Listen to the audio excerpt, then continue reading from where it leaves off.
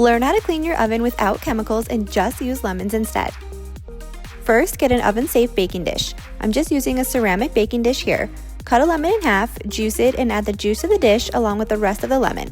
Add a couple lemons into the dish. If you have a double oven like I do this 2 times so you can put 1 dish in each oven. Add a little bit of water to the dishes to ensure that they are filled about halfway. Preheat your oven to 250 degrees. Once it's heated, place the dishes in the oven on a middle rack. Set the timer for 30 minutes. This will help loosen baked goods splatter and grease.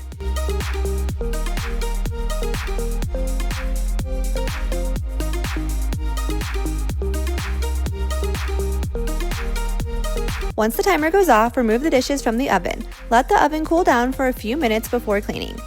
Using a soft cloth or a sponge, wipe down the oven and clean it. You can dip the cloth in the lemon juice bath for extra cleaning power.